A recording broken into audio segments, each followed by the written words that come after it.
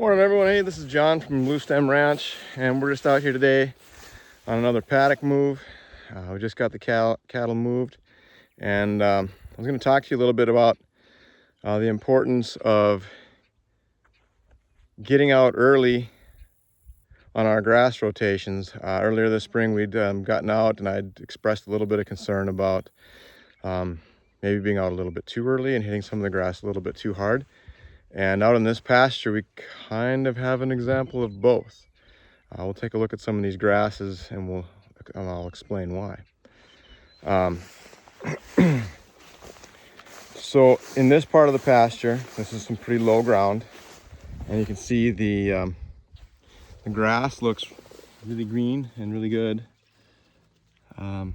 This is mostly reed canary grass, and at this time of the year you can see that some of it is headed out.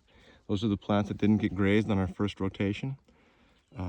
This would all be headed out, and the cattle would basically not drink it, or drink it, good grief, would not eat it, just because it becomes lignified, and the palatability and nutritional value drops way down.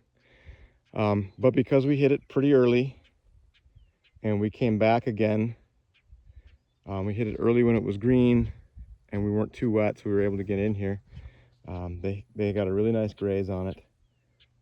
And now we came back, and the majority of those plants were not seeded out yet, and so they were still palatable in July, which is fantastic, because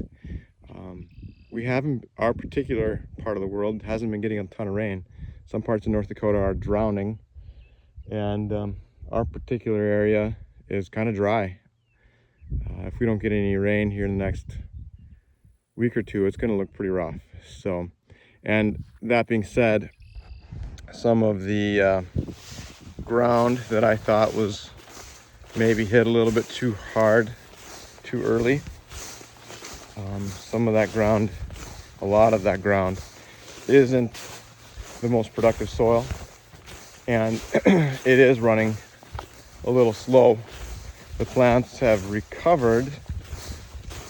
You know, the tips of the grass are pointed and there's enough leaves, but it's short. And so those plants probably just won't catch up this year. So it's kind of it's hard to do it in a situation where there's a mix of upland poor soils mixed with low ground.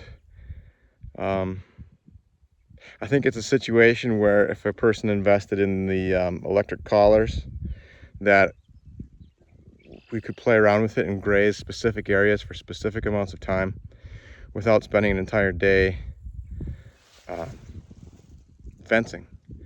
So it's a challenge, and I think what we're gonna do, well, this is the bed we've made now, so we're gonna go with this and see what happens, and kind of hope it rains so those upland grasses have some better recovery through the next time through. This particular paddock, I think I might actually just rest it the rest of the year. We do have some other pasture that hasn't been grazed yet, because we haven't gotten the fence up to par yet. So we'll probably get on that once we're through here, and I don't think we're going to come back. So we'll give this some extra rest, and you know, maybe with any luck at the end of the fall, if we get a late fall, maybe we'll come back here, but otherwise it'll be ready for next spring. And so I guess you can just say it's being stockpiled for next spring as of right now, and we should be ready to go early next spring then, and hopefully we can get back at it again early and have plenty of grass in the ground. I think last fall I might have left a little bit. I didn't leave enough, I don't think. That being said, there's paddocks that we have where the soil's a little better that our cows are behind. We get in there and it's already behind. So it's a challenge, but we're up for it. So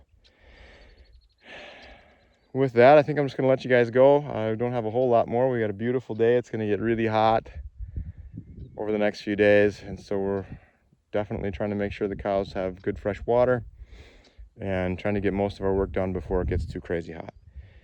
So we'll talk to you guys later. Have a good one. Oh, hey, by the way, remember to like and subscribe to the channel. And we have just restocked our freezers with fresh pastured chicken. And we are offering whole birds and cuts. So hop on our website and take a look at what we've got and place your order today.